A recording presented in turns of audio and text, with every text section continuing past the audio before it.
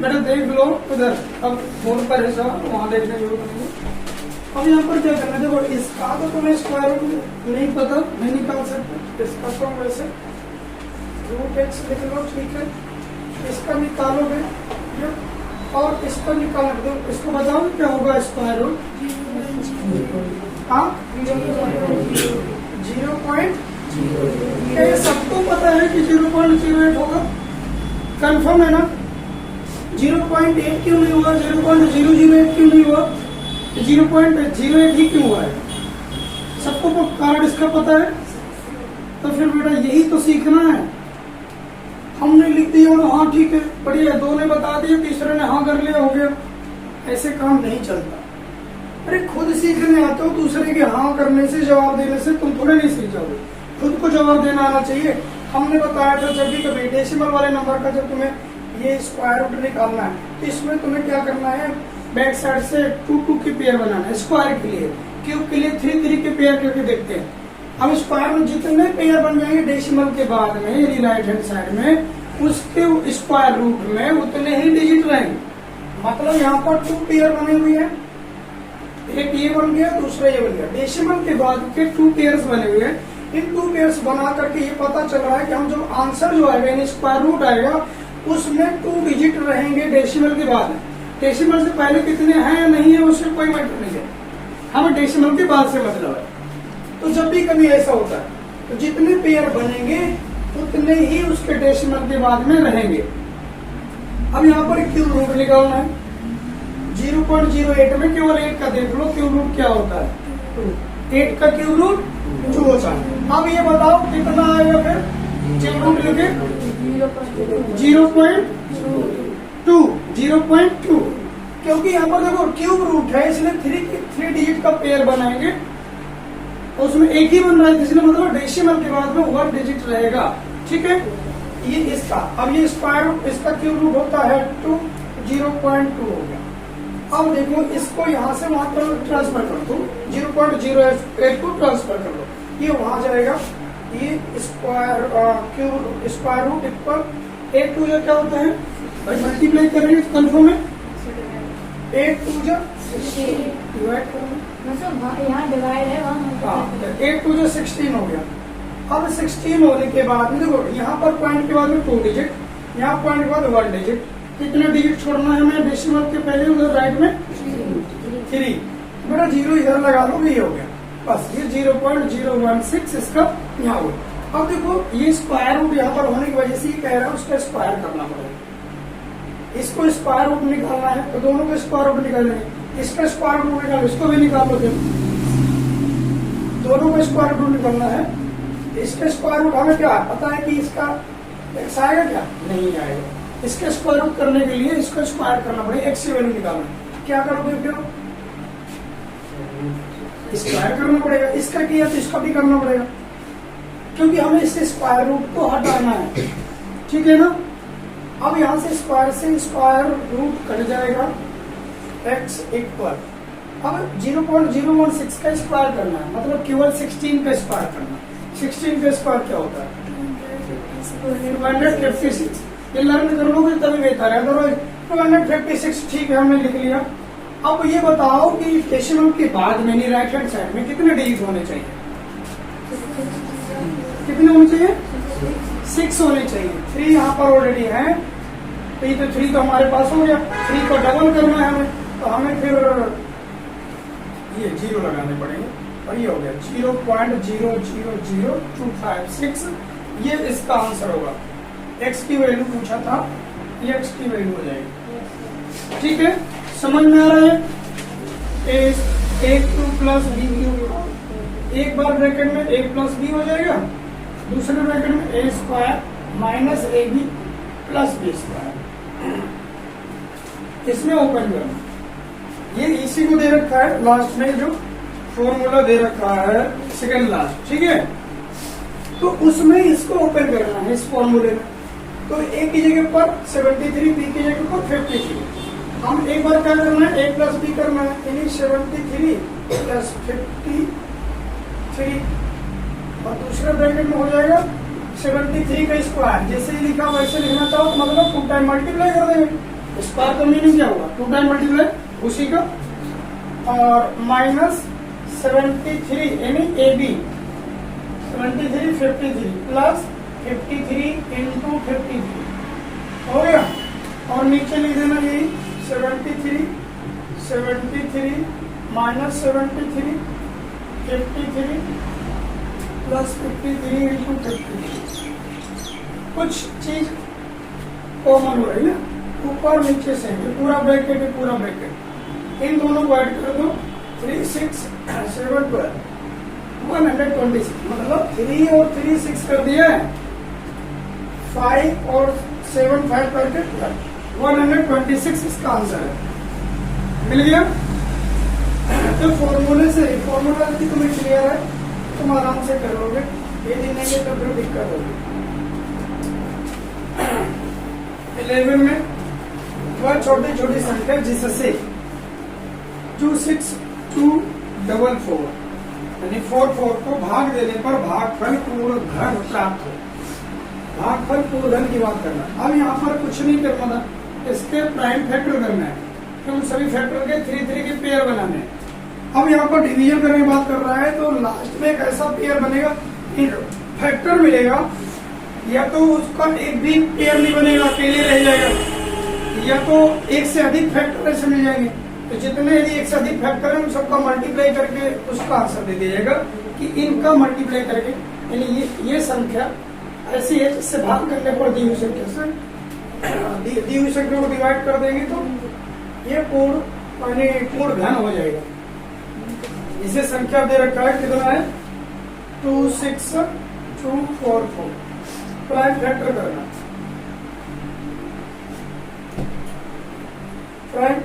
तुम लोगों ने सवाल नहीं किए घर में, समझ।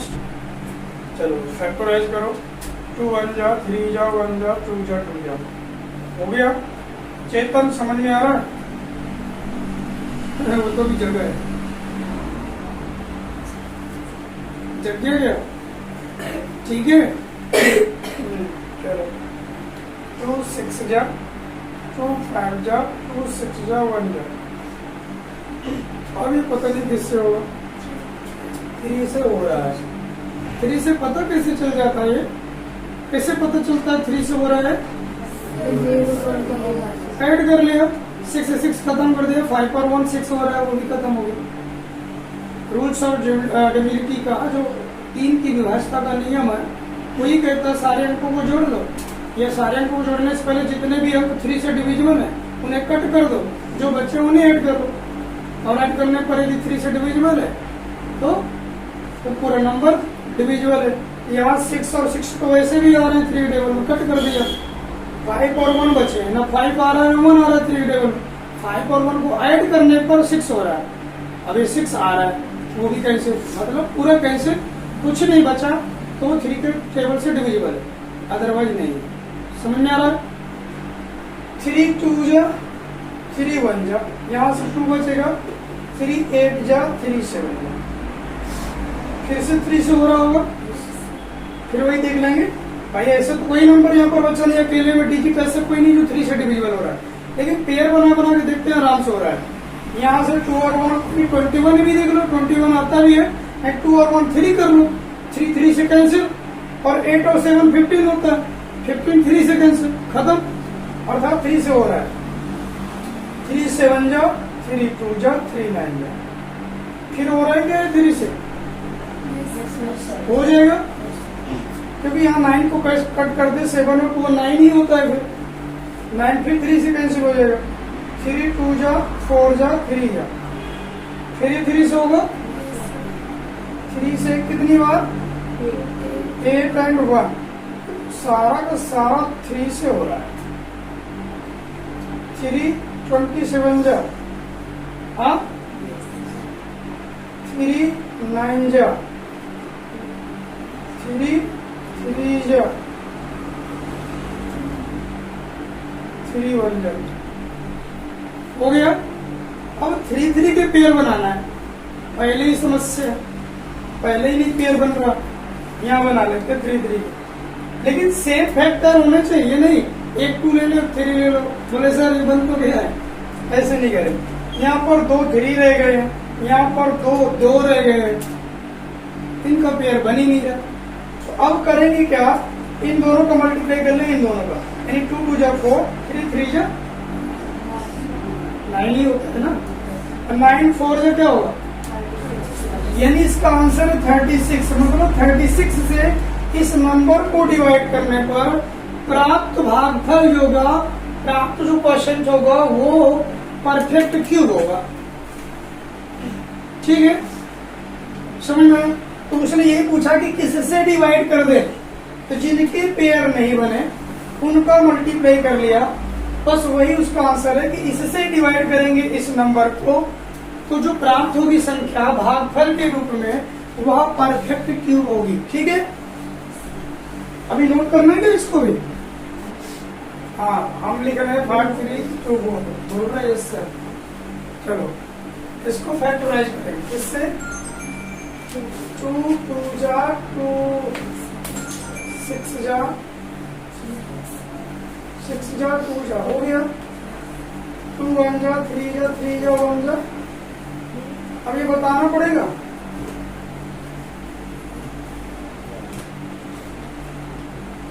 हो गया। किससे डिवाइड करोगे, 2 2 जा 4 से। मल्टीप्लाई की बात कर रहा है, देखो मल्टीप्लाई, इसका देखो एक पेयर बनाने के लिए 1 2 होता तो पूरा बन जाता, तो इसका यदि मल्टीप्लाई कर दे इसमें, यानी इसमें एक परफेक्ट क्यूब बन जाएगा। तो अब इसका आंसर है 2। हाँ, 2 कैसे? पूछा गया है कि किसका मल्टीप्लाई करने पर यह नंबर परफेक्ट क्यूब हो जाएगा। तो हमने क्या किया, यहाँ तो जोड़ा बन गया पूरा, इसको जोड़े बनाने किसी नंबर की जरूरत नहीं है, परंतु इसको जोड़े बनाने के लिए 3 3 का जोड़ा बनाना है, तो यहाँ पर 1 2 चाहिए। ठीक है ना, तो जो चाहिए उसी का मल्टीप्लाई करेंगे ना। यहाँ पर 1 2 और यदि होता, ये परफेक्ट इसके पेयर बन जाता, पेयर बन जाएगा तो मतलब परफेक्ट क्यूब हो जाएगा, इसलिए इसका आंसर 2 है। ठीक है ना, हाँ, तो उसको देख लो ऐसे। 23 में 1's प्लेस जो है घन की बात करता है, मतलब 3 का 3 टाइम मल्टीप्लाई होगा, तो 3 3 जा 9, फिर 9 3 जा 27 में लास्ट में क्या आया, 7 आया। वही का अंक होता है ना, हमें 23 का पूरा नहीं करना, 3 का ही करना है 3 टाइम। ठीक है, यहाँ 3 3 जा 9 हो गया, 9 का जब यहाँ पर करोगे तो कितना आ रहा है, 27। और इकाई अंक पूछ रहा है इसके घन का इकाई अंक क्या होगा, 7 होगा। तो बस ये तुम्हें तो नॉर्मल याद रहना चाहिए कि क्या होता है, 1 का क्या होता है, 2 का क्या होता है, 3 का, इन सबका अपना अलग अलग होता है। कुछ के फिक्स होते हैं कि जो पहले से 1's प्लेस पर है वही रहता है, जैसे कि 0 की बात करें, फिर 1 की बात करें, फिर ये 5 की बात करें, 6 की बात करें, ये यदि लास्ट 1's प्लेस पर होते हैं तो नॉर्मली यही हमेशा आते हैं, बाकी में बदलाव आ जाता है। तो बाकी के लिए तुम एक बार करके देख लोगे कि क्या होता है। जैसे 2 के लिए देखते हो तो 8 आ जाता है, 2 हो 12 हो 22 हो तो लास्ट में फिर 1 आ जाएगा। 3 के लिए तुम्हारा 7 रहेगा लास्ट में, 4 के लिए करते हो तो लास्ट में फिर 4 ही आ जाता है, 4 के लिए लास्ट में क्यूब में, लेकिन स्क्वायर में नहीं। तो 4 4 से 16 हुआ, 16 में 6 लास्ट में है, 6 का फिर 4 से मल्टीप्लाई 24 बने, मतलब लास्ट 4 फिर से आ जाएगा। तो 4 का भी लास्ट में 4 ही रहता है क्यूब में, 4 हो 14 हो 24 हो, 5 का भी लास्ट में वही रहता है हमेशा 5, 6 का हमेशा लास्ट में 6 ही रहता है। 7 के लिए चेंज होगा, 7 7 जो होगा 7 फिर 9 से मल्टीप्लाई करो 3 आ जाएगा, यानी 7 का 3 आ जाता, 7 के लिए 3 आ जाता, 3 के लिए 7 आ जाता, ये आपस में इंटरचेंज हो जाते हैं। इसी नंबर में लास्ट में 3 है तो उसका क्यूब करने पर लास्ट में 7 आ जाता है। यदि कोई नंबर ऐसा जिसका लास्ट में 7 इकाई है तो उसका क्यूब करने पर 3 आ जाता है, ये आपस में इंटरचेंज है 3। इसी तरह 8 और 2 की प्रॉब्लम है, 2 का क्यूब करते हैं, लास्ट में 2 लास्ट में होता है, क्यूब करने पर 8 आता है। इसी तरह 8 जिसके लास्ट में 1's प्लेस पर है उसका क्यूब करेंगे तो 2 आ जाएगा। एक दूसरे पे इंटरचेंज नहीं है, एक दूसरे के साथ में पेयरिंग में रहते हैं एक प्रकार से, और यही शायद तुम लोगों का वहां भी होता है। और कि ये एक तुम लोग वो चेक करते हो कि ये अंक यदि किसी की गैप स्थान पर आ जाते हैं तो वो कभी संख्या परफेक्ट स्क्वायर नहीं होती। ये अंक भी ऐसे 2 3 और 7 8 कभी नहीं होता, और इवन और टाइम 0 आ जाए लास्ट में तो परफेक्ट स्क्वायर नहीं होता। ये उनकी आइडेंटिटी है। दूसरा यहाँ पर ये हो गया कि जब इनका क्यूब करने की बात आती है तो वंस प्लेस पर ये होगा तो इसका क्यूब में ये आएगा, यदि वंस प्लेस पर ये है तो फिर ये आएगा। तो ये एक दूसरे में इंटरचेंज हो जाते हैं।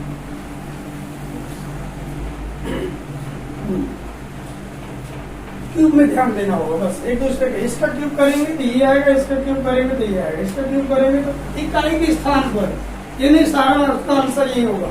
तुम लोग ऐसे सवाल तुम लोग पूछते हो। चलो देखो, न्यूमिनेटर डिनोमिनेटर पॉइंट के बाद 1 डिजिट है तो पॉइंट तो खत्म करने की जरूरत ही नहीं है। इक्वल क्या होगा 4 5 से करना है, ये मल्टीप्लाई तो है प्लस तो नहीं है। हाँ ठीक है। अब इसके क्यूब रूट की बात करें, क्यूब रूट करना है तो ये तो इसका क्यूब करो तो फिर इसका भी क्यूब करो तब एक्स की वैल्यू आएगी, क्योंकि यह परफेक्ट क्यूब नहीं है। कल ऐसा सवाल एक आया था, इसका क्यूब कर दो और इसका भी क्यूब कर दो, इससे भी ये कैंसिल हो जाएगा, एक्स हो जाएगा। ठीक है। अब यहाँ पर क्यूब करना है तो 2 का करो, 2 का क्या होता है 8, 3 0 हो जाएंगे।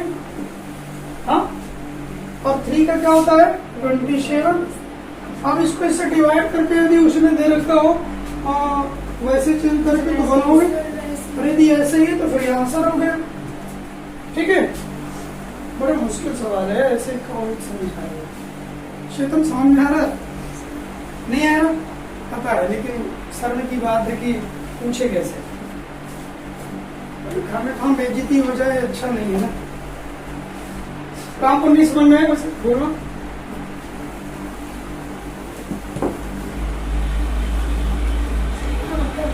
यहाँ पर बीच में फिर नंबर तो पढ़ के बता के देखता, ये बीच वाला। अच्छा ये पढ़ के बता, एक बार लिखा गया 3x।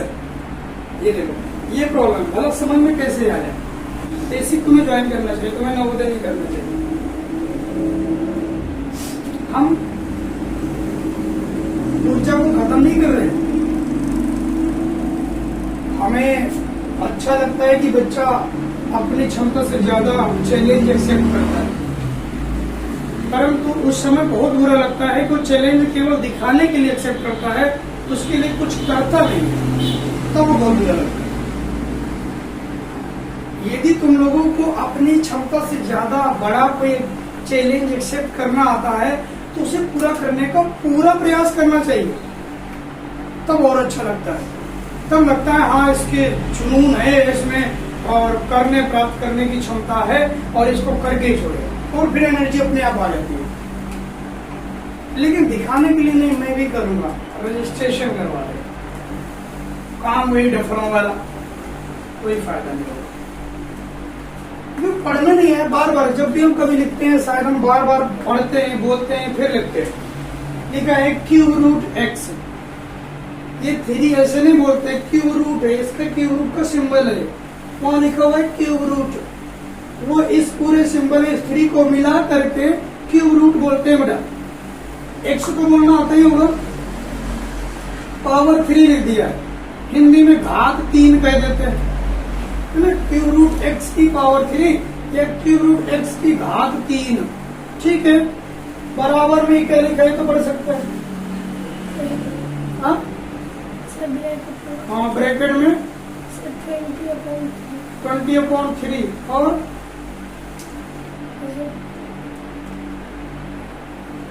और सब ठीक है। और 3 20/3 की घात 3, 20/3 होल/3 या 20/3 क्यूब। सीधा यहाँ समझ में नहीं आया, ये बेटा अपने आप यहाँ पर बुद्धि का प्रयोग करना होगा। यहाँ पर सवाल नहीं चिल्लाएगा मेरा ये कर वो कर, अपनी बुद्धि का इस्तेमाल करना पड़ेगा। इसको हम सिंप्लीफाई कैसे करें, कि ऐसा क्या करें, ये रूट क्योंकि उसने एक्स की वैल्यू पूछा है, क्यूब रूट की नहीं पूछा, इसलिए हमें अब ये सोचना है कि ये क्यूब रूट हटेगा कैसे। हमारे पास एक तरीका है कि क्यूब रूट को हटाने के लिए क्यूब कर दो, हटा दिया, इसलिए हमने क्यूब किया था। अब क्यूब रूट करने की जगह पर हम इसका क्यूब करते हैं, क्यूब न करके स्क्वायर कर देते, हटता ही नहीं है, गलत हो जाता, कोई फायदा नहीं था।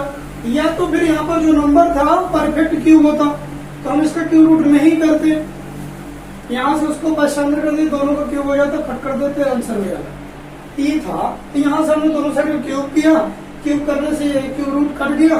यहाँ पर 20.3 का मतलब 20.3 का 3 टाइम मल्टीप्लाई, मतलब इसका मीनिंग है बेटा 20/3, 20/3 और 20/3, ठीक है। पावर 3 इसलिए 3 टाइम मल्टीप्लाई होगा। अब बेटा इसको क्या करें, पहले 2 2 या 4, 4 2 या 8 कर लिया। अब 1 2 3 0 है, 3 0 लगा दिए, 3 3 या 9, 9 3 या 27। ये आंसर हमने यहाँ लिखा है। हमने इसलिए डायरेक्ट लिख दिया था, हमें लग रहा था कि बच्चे समझ पा रहे हैं। हमें नहीं पता था कि वो 2 का टेबल भी पढ़ना पड़ेगा, फिर ऐसे ऐसे करना पड़ेगा, या कई लगा के पहले 20 का दोनों किया, फिर 20 पूरे 20 करना है, 0 का 0 में फिर 2 का 0 में 2 2 या 4 किया। अच्छा कितना आ गया, इसमें फिर 20 का गुणा करना, 0 करेंगे फिर 0 0 आएगा, फिर 2 का करेंगे 0 0 8 आ जाएगा, जोड़ेंगे फिर ये आंसर बनेगा। हाँ ऐसे करेंगे। ये बेटा फर्स्ट सेकंड क्लास का प्रोसेसर है, ये 8th और इस तरह एडवांस क्लास पढ़ने वालों का प्रोसीजर नहीं है, ठीक है ना। ये थोड़ा सा ध्यान जोश में आ जाओ, नहीं तो काम चलेगा नहीं।